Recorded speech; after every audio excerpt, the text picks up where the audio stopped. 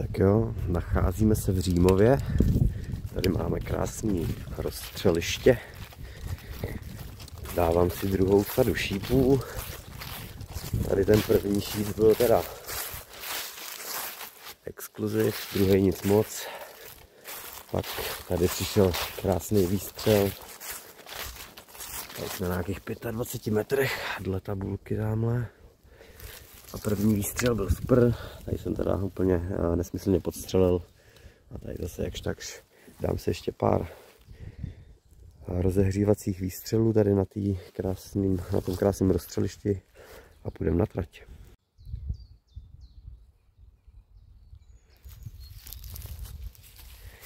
Tak jsme na první položce dnešního dne. Šnečci. Pokusím se vám dneska natočit všechny terče, co jsou tady v Římově. Ale nevím, jestli to půjde, mám s sebou jen taky malinký statívek, co jsem po cestě koupil v Actionu, takže v rámci možností se pokusím dělat maximum. A teď se tady jdu nasetapovat a zdolat první terč.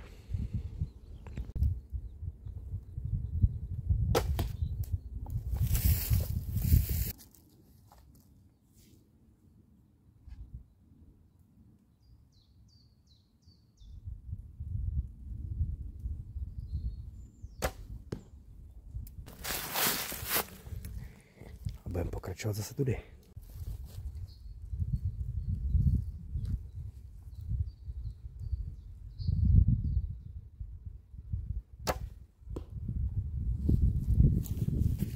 Tak, výstřely furt nějaký všelijaký, ale nějak to tam padá, že se trefuju. Tak, tady to bylo do ručičky, rameno.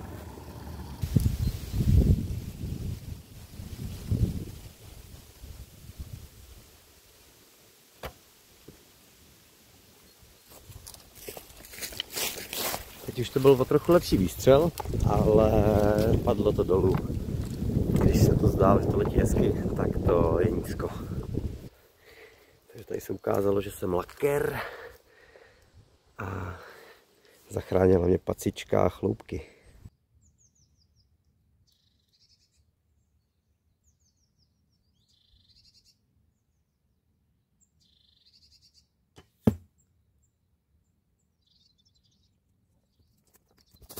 Tak dneska jsem teda fakt štístko. Zachraňují mě pacičky, potažmo chloupky. To je za mě jeden z těch těžších terčů tady. Nemám ho vůbec rád. Ale to není úplně dobrý si říkat na začátku. Ještě než se vystřelil.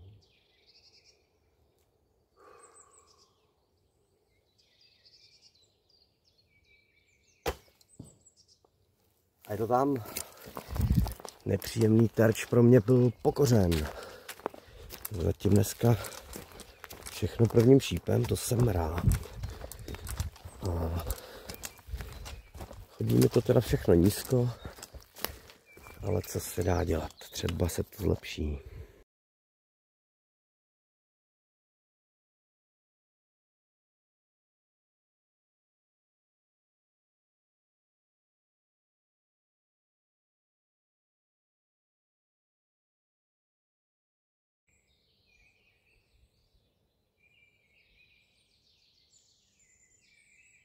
Ne. Odrazem od země je možná i v zóně, ale hrozný výstřel.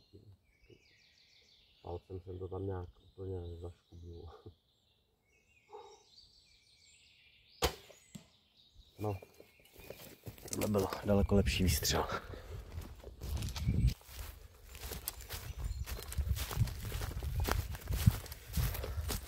Tak zóna tím prvním to nebyla, ale tenhle ten šíp byl odražený a ten druhý už byl daleko lepší. No, chybičky se dějí.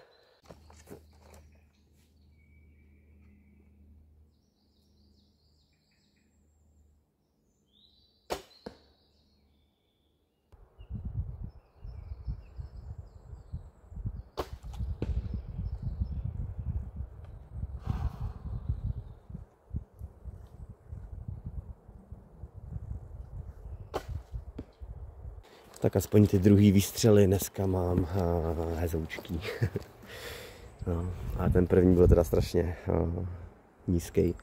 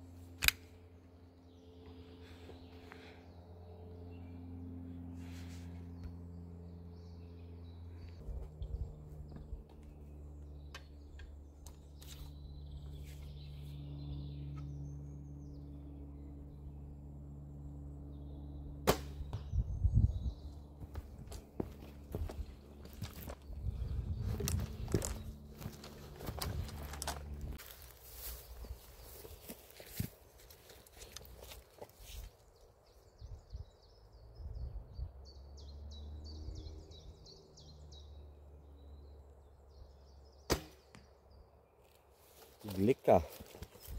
Tomuhle se říká glika. Ukážu, předvedu.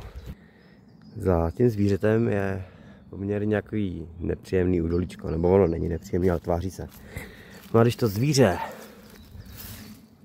trefíte takhle a nemusíte pro ten šíp, tak to je glika.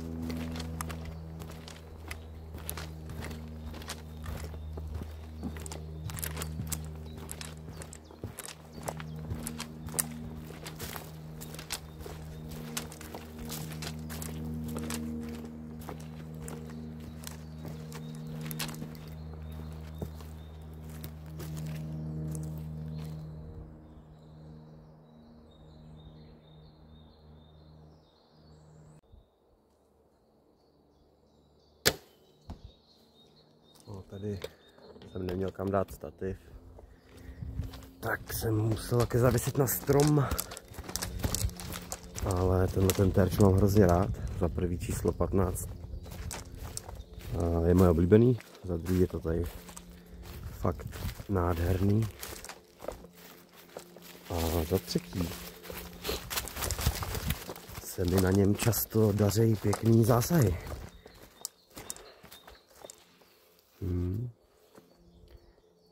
To je fakt nádherný.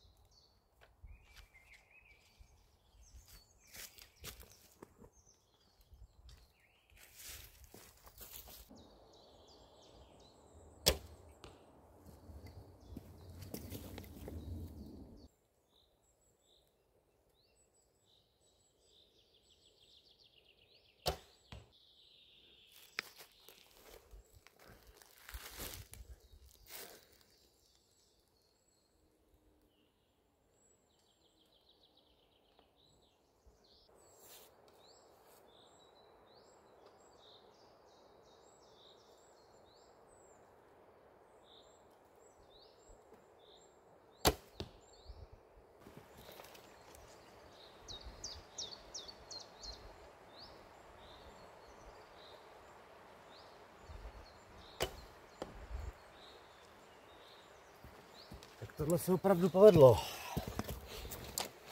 První výstřel, nádherná 20.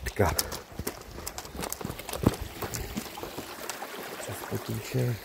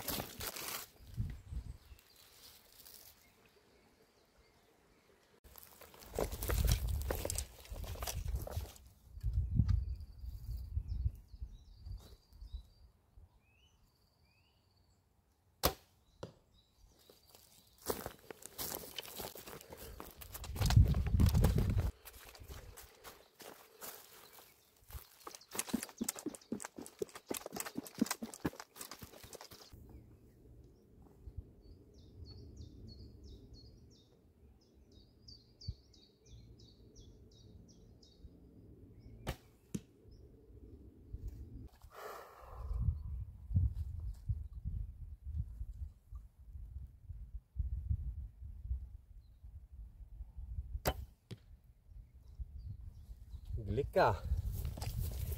Another glika.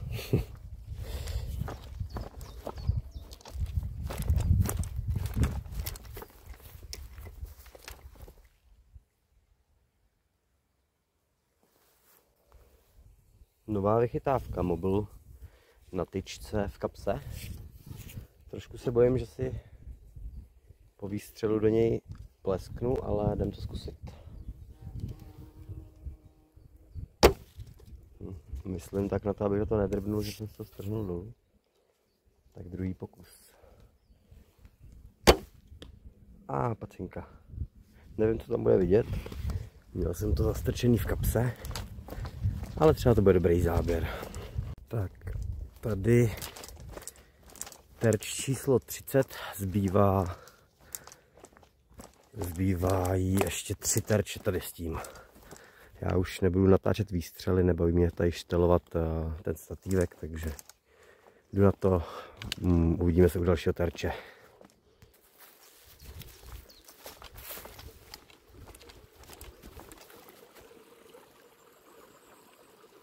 Takže tady se střílel předposlední terč a tady vyběhneme na louku a čeká nás poslední terč přímořského parkouru a ten je přímo tamhle. Dřív se střílel bizon, teď se střílí ten kozoroch.